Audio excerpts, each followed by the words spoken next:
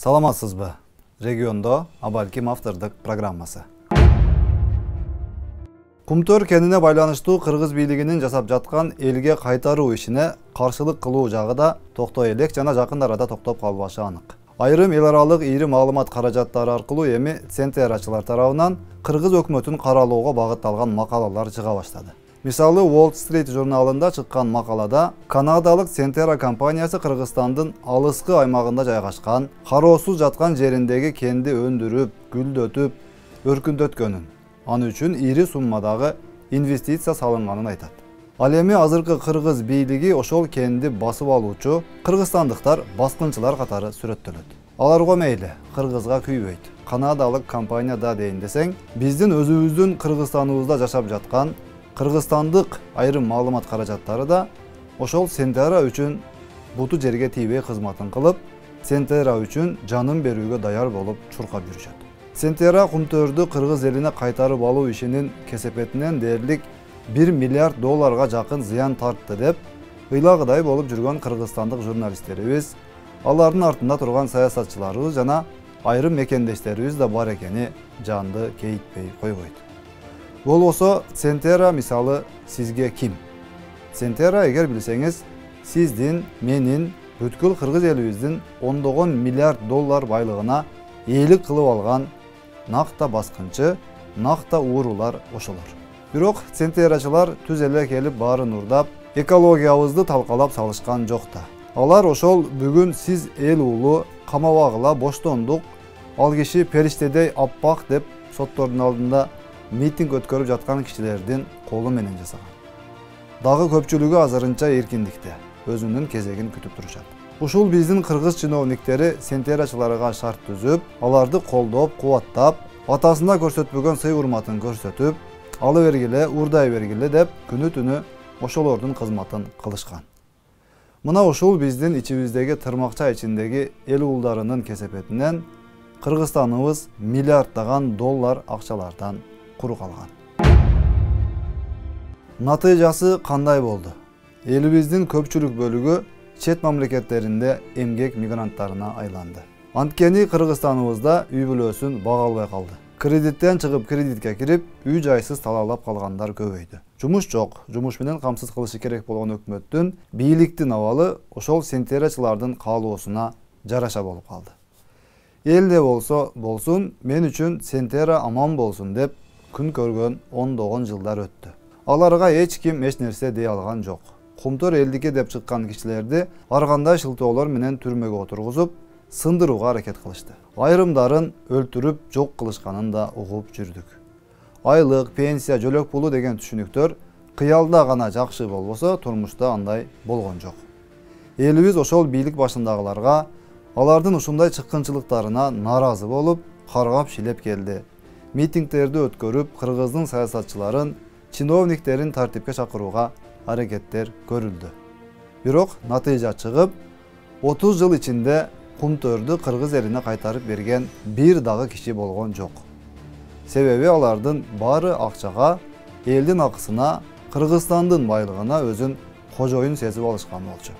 Кыргыз эли Centera үчүн да, аларга жугундук орлук кылып келген кыргыз чиновник саясатчылары үчүн да бир тыйынга кымбат болчу. Мындайча айтканда, Centera да, биздин Кыргыздын чоңдору да Кыргыз элин киши ордунда көргөн жок. Каалаганын кылып, байып, жыргап келишти. Эми бүгүнкү Жапаров Ташиев бийлиги келип, кумтөрүбүздү өзүбүзгө алып, Кыргыз элинин байлыгын кайра элге кайтарып берип жатса дагы, жан бергиси келбей, Centera менен анын кыргыз мафиялары каршылык көрсөтүп, ар кандай оюндарды жүргүзүп жатышат. Аларга мейли, жеген миллиарддарынан айрылып калганына жаны ачышып, түрмөгө түшүп калышынан, жегенин кайра кайтарып бериш керек болуп жатканынан болгон күчүн жумшап, Жапаров менен Ташиевдин бийлигин жок кыла албай ора тартып жүрүшөт. А биздин кээ бир карапайым калкыбыз арасындагы ушул Centerачылардын, алардын кыргыз саясатындагы жан жөкөрлөрүн колдоп таяп, аларга жан тартып жатканын кантип түшүнсө болот. Же биздин арабызда ким дос экенин, ким душман экенин дагы эле аңдап жете албай жаткандар барбы? Же кумтөрчүлөрдүн 5-6 сом акчасына алданып, кайра эле өзүбүздүн кыргыз элибизге чыккынчылык кылып жатышат. Кантип эле Centera менен алардын кыргыз мафиясы бүгүnkү бийликке каршы саясат кылып жатканын түшүнүүгө болбосун. Же кыргыз элибиз өзүнө өзү күйбөй калган, ак менен караны ажырата албай калган деңгээлге түшүп калган беле деген ойлор да келбей койбойт. Антпесе бекем туруп, жапатырмак киришип, кумтөрдү алып жаткан өлкө башчыларыбызды колдоп кубаттап турабыз. Бизге иштесин, ага ким каршы чыкса, демек ал эл душманы дегенге жарабай жаткан айрым адамдарыбызды көрүп таң калбашка айла жок.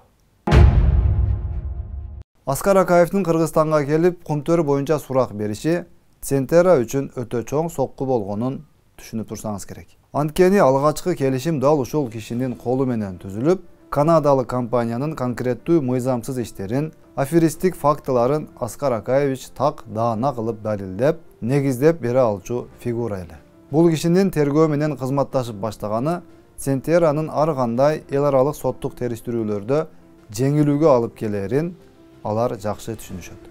Центера эле эмес, алардын Кыргызстандагы саткын саясатчылары миллиондогон акчаларды алып, кыргыз элине түздөн-түз чыккынчылык кылгандар үчүн да Аскар Акаевдин УКМК менен кызматташып баштаганы жаккан жок. Көптөгөн сырлар катылган ал сурактар сагаты келгенде кыргыз коомчулугуна ачыкталарына шек жок. Демек, кыргыз тарап Аскар Акаевди тергөөгө алып келүү менен түшүнгөн киши үчүн эң чоң ийгиликке жетиши алды. Мунун жыйынтыгы юридикалык мааниси өтө чоң болгону түшүнүктүү. Бирок биздин элибиздин айрым бөлүгү Аскар Акаевдин келишиндеги бул түшүнүктөрдү талкуулагандан, андан пайда чыгарып калуу жагын сөз кылуудан көрө, Аскар Акаевдин кайсыл жерде чай ичип отурганын, ким менен саламдашпай койгонун, кичи мекенине барып кимдер менен жолукканын сөз кылып турушту. Аны атыш керек, аны өлтүрүш керек, антыш керек, мынтыш керек деген сөздөр айтылды. Центеранын жана кумтөр боюнча кыргыз элине чыккынчылык кылгандардын акчасына сугарылган маалымат каражаттары блогерлер, айрым жеке журналистмин, активистмин дегендер болсо, албетте күтүлгөндөй эле кумтөр боюнча тергөө жүргүзүп жаткан УКМК башчысы Камчыбек Ташиевке каршы мүмкүн болушунча каралоо иштерин жүргүзүп жатышат. Кыргыз элинин көңүлүн кумтөрдөн миллиарддаган акчаларды уурдап жегендерге эмес, аларга каршы күрөшүп жаткан Камчыбек Ташиевке каршы бурууга катуу аракеттер жүрүп жатат. Арабызда ошолордун азгырыгына алданып, Жапаров андай кийим кийип алыптыр, Ташиев небересине той бериптир деп, кыргыз эли үчүн маанилүү иштерге эмес, ушак айымдар менен ора болуп жүргөндөр да аз эмес. Сиздин көңүлүңүздү очойгон миллиарддарды уурдап жегендерге каршы турууга бурбастан, арзан кара пиар менен алаксытып жаткандарга алданып, кайра эле Кыргызстаныбыздын артка кетип калышына жол бербеңиз. Иштин баары кумтөрдө болуп атса, аларды уурдап жеген кыргыздын арасындагы саткындарда болуп атса, анан сиз бирөөнүн кепкасы мынча сом экен, машинасы мынча сом экен деп, сизди алаксытып жаткандарга кайра эле кул болуп бербеңиз. Душман сизге достой болуп көрүнүп, чыныгы досуңузду душмандай кылып көрсөтүүгө аракет кылып жатканын түшүнүңүз. Ташиев менен Жапаров сиздин акыңызды уурдаганы келгенде, кумтөрдү кыргыз элине кайтарбайт болчу. Кумтөрдө кээ бирөөлөр ойлогондой 5-6 миллион доллар тууралуу сөз болуп жаткан жок. Ал жерде миллиарддаган доллар тууралуу сөз болуп жатат. Ошол акча сиздин кыргыз элинин акысы. Ошол сиздин акыңызды кайтарып алып берип, бүт арамтамактарга жаман көрүнүп, эл аралык деңгээлдеги мафияга каршы күрөшүп жаткан Жапаров менен Ташиев кантип сизге кыргыз элине жамандык кылсын. Ойлонуп көрсөңүз баары түшүнүктүү болуп эле көрүнүп турат. Эми сентерачылар жана алардын бүгүн эл улуна айланган чыккынчылары бир амалда ушул Жапаров Ташиев бийлигин кулатышы керек болууда. Кыргызстанга бир нече миллиард долларга жакын акчаны кайтарып бергенден көрө, ошонун 1 миллиардка жетпеген бөлүгүн саткын саясатчыларга коротсо, Кыргызстанда башаламандык кылып, бийликти кууп кетирип берет деп ишенип отурушат. Тилекке каршы андай кызмат көрсөтүүгө даяр турган бузуку саясатчылар да арабызда жетиштүү. Бийликке көзү кызарып тургандар үчүн сентерачылардын бул сунушу майдай жагып, колунан келишинче ошолорго кызмат кылып жүрүшөт. Алардын ыкмасы эң жөнөкөй. Биринчи кезекте Жапаров менен Ташиевди уруштурууга жетишүү. Ушуга эле жетишкен болсо, булардын эң негизги максаты ишке ашкан болот. Анткени бул эки досту бөлүп жарууга жетишүү менен бийликти кулатуунун аралыгы болгону бир эле кадам экенин алар жакшы түшүнүшөт. Ушул эле багытта жүргүзүлүп жаткан булардын аракети Taşиев менен Жапаровду болушунча элге жамандап, каралап, терс каармандарга айландыруу болуп турат.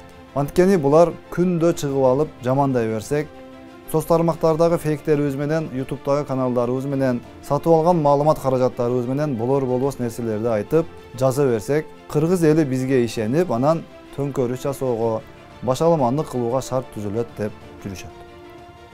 Башаламандык кылуу үчүн эл арасында региондор аралык кастыкты жаратып, диндер аралык, улут аралык келишпестиктерди пайда кылууга да аракеттери чоң.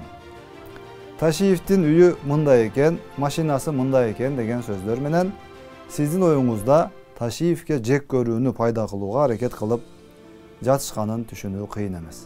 Ал эми Taşиев болсо бул сыяктуу кароолоочуларга Кудайдын үйү делген ак мечитте аалымдардын, мусулман жамаатынын алдында Аллахтын атын атап жооп бергенин бүткүл кыргыз элибиз көргөн.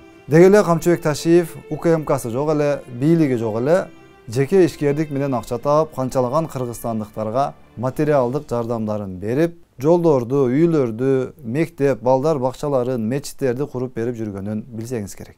Элдин башына кыйынчылык түшкөндө, менин үйүмдө 1 килограммдагы унум жок, майым жок, чайым жок деп жатып алгандар үчүн албетте элге мындай кызмат кылуу такыр жат көрүнүш болуп эсептелет да.